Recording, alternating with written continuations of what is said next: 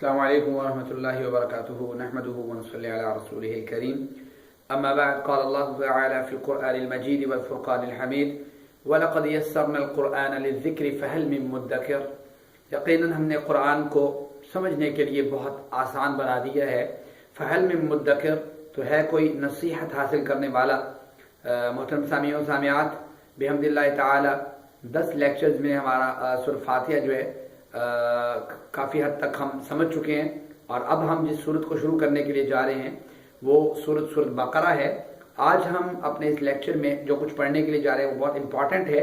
ہم سورۃ بقرہ کا معنی آج کے لیکچر میں سمجھیں گے، اور اس کی فضیلت کے متعلق چند احادیث کا مطالعہ کریں گے۔ اس کے علاوہ ہم سورۃ بقرہ کی ورس نمبر 1 کو پڑھیں گے اور اس کو سمجھیں گے۔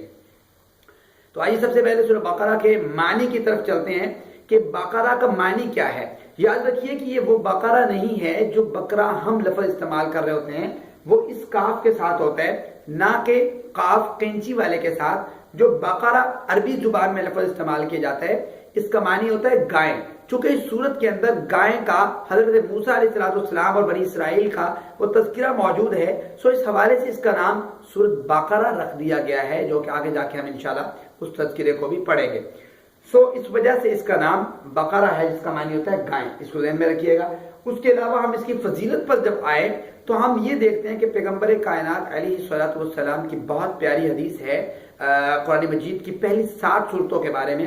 اللہ کے رسول صلی اللہ علیہ وسلم نے فرمایا کہ من اخذ السبع الاول فهو حبر، کہ جس شخص نے قرآن کی ان پہلی 7 صورتوں کو سمجھ لیا، پڑھ لیا، طریقے سے سمجھ لیا، فرمایا کہ وہ بہت بڑا اور اچھا عالم ہے۔ کیوں؟ کیونکہ ان صورتوں میں قصص ہیں، احکامات ہیں، ان صورتوں میں واعظ ہیں، ٹھیک ہے، واعظ ہیں بہت پیارے پیارے۔ سو اس حوالے سے ان صورتوں کی ایک الگ سی پہچان ہے، اور پھر ان صورتوں میں سورۃ بقرہ کی سب سے الگ آئیڈینٹی ہے، کیونکہ پیغمبر کائنات علیہ السلام کی حدیث ہے، اور اس کو اللہ کے رسول نے سنام القرآن کا نام دیا۔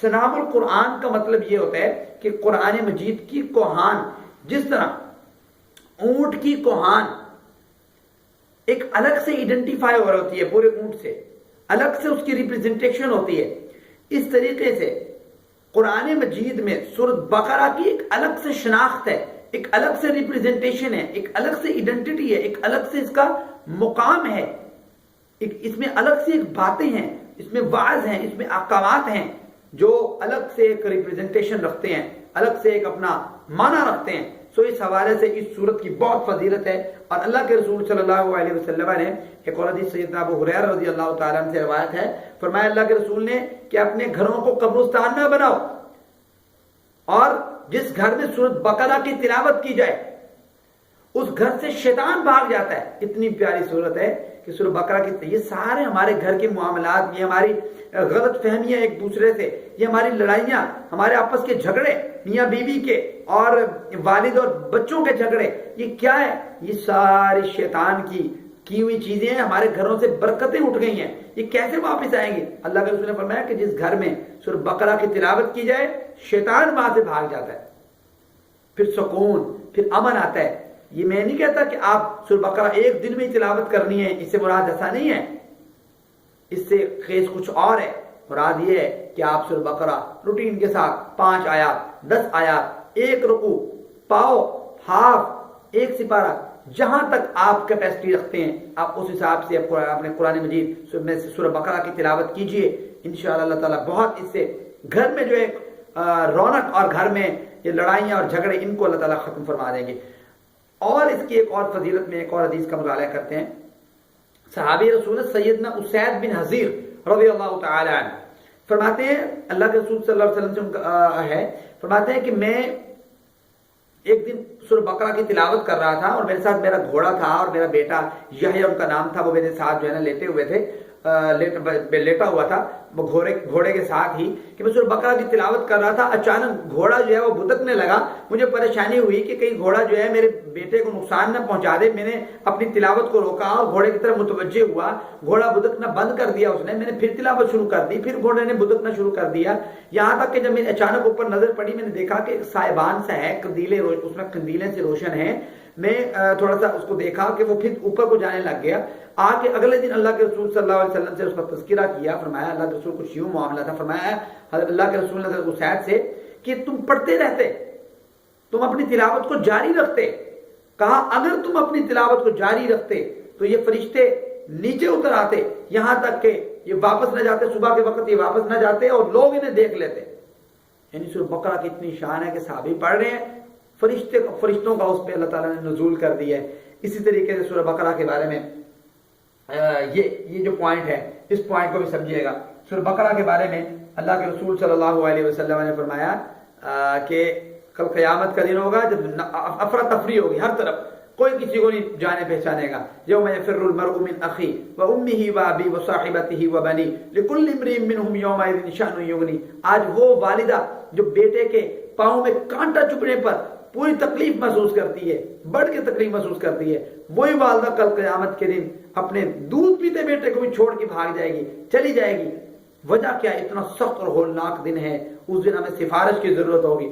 اور سفارش پھر دیکھیے قرآن مجید کے بارے میں اللہ کے رسول صلی اللہ علیہ وسلم نے فرمایا, سیدنا ابو امامہ رضی اللہ تعالیٰ عنہ سے یہ روایت موجود ہے کتب حدیث میں, صحیح مسلم میں, فرماتے ہیں کہ اللہ کے رسول نے فرمایا کہ سورہ بقرہ اور سورہ آل عمران کل قیامت کے دن آئیں گی. ان کی شیپ بھی بیان کی.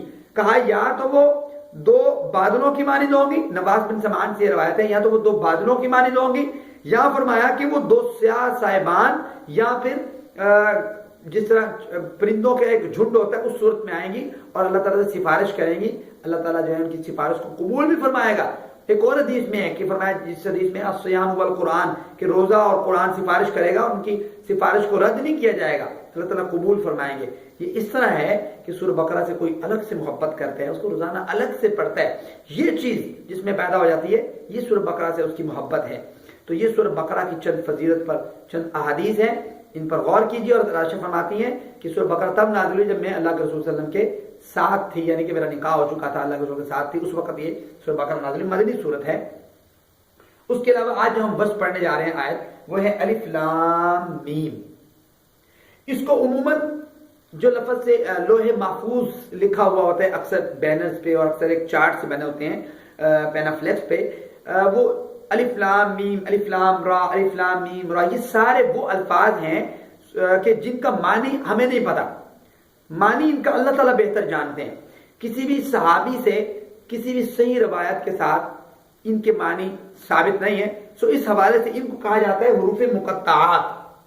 ان کو حروف مقطعات کہا جاتا ہے. سوال یہ ہے کہ ان کو حروف مقطعات کیوں کہا جاتا ہے؟ اصل میں عربی میں قطع یقطع کا معنی ہوتا ہے کاٹنا, الگ کرنا. میتھ پڑھنے والے اسٹوڈنٹس جانتے ہیں کہ اگر اردو میں انہوں نے اس لفظ کو پڑھا ہے کہ یہ خط اس خط کو قطع کرتا ہے, کاٹتا ہے, الگ کرتا ہے, تو اس حوالے سے اس کا معنی ہوتا ہے الگ کرنا. سو اس لفظ کو حروف مقطعات کیوں کہتے ہیں, ان الفاظ کو حروف مقطعات کیوں کہتے ہیں؟ اس وجہ سے کہتے ہیں کہ باوجود اس کے کہ یہ الفاظ آپس میں جڑے ہوئے ہیں لیکن پھر بھی الگ الگ پڑھے جا رہے ہیں. قطع یقطع الگ الگ پڑھے جا رہے ہیں, کاٹ کاٹ کر پڑھے جا رہے ہیں. الف الگ پڑھا جا رہا ہے, لام الگ پڑھا جا رہا ہے, میم الگ پڑھا جا رہا ہے. اس کے بارے میں ایک روایت موجود ہے سیدنا عبداللہ بن مسعود کی غالباً, فرماتے ہیں کہ اللہ کے جو قرآن مجید پڑھنے کی جو اللہ تعالیٰ نیکیاں دیتے ہیں, ایک حرف ایک لفظ پر اللہ تعالیٰ 10 نیکیاں دیتے ہیں. فرماتا ہے کہ میں یہ نہیں کہتا کہ الف لام میم ایک لفظ ہے, میں کہتا ہوں الف حرف, الف الگ حرف ہے, لام الگ حرف ہے, میم الگ حرف ہے, کہ اس لفظ کو پڑھنے پر اللہ تعالیٰ 30 نیکیاں دیتے ہیں. تو یہ وہ لفظ کے بارے میں حضرت عبداللہ بن مسعود رضی اللہ تعالیٰ عنہ کی ایک روایت موجود ہے, وہ آپ کے سامنے ذکر کر دیا.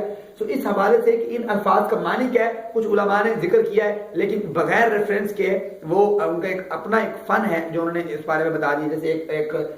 جیسے کہتے ہیں کہ جی الف سے مراد اللہ تعالیٰ ہیں, لام سے مراد جبرائیل ہے, میم سے مراد محمد رسول اللہ صلی اللہ علیہ وسلم ہے.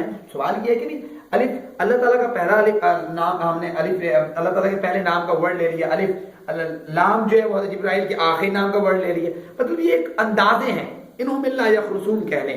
بٹ یہاں پہ اگر آپ نے سمجھنا ہے اس کو یہ ہے تو پھر اتنا ذہن میں رکھیے, جو قریب قریب مراد سمجھ آتی ہے وہ یہ ہے کہ اللہ تعالیٰ نے چیلنج کیا ہے کہ دیکھو میں نے حروف تہجی, جیسے الف ہے, لام ہے, میم ہے, میں نے حروف تہجیوں کو استعمال کیا. آپ کے پاس بھی حروف تہجی موجود ہیں. کفار مکہ کہتے تھے نا یہ قرآن جو ہے یہ جو ہے نا گھاڑ لیا گیا ہے, یہ قرآن جو ہے منزل من اللہ نہیں ہے, یہ کسی شاعر کا کلام ہے.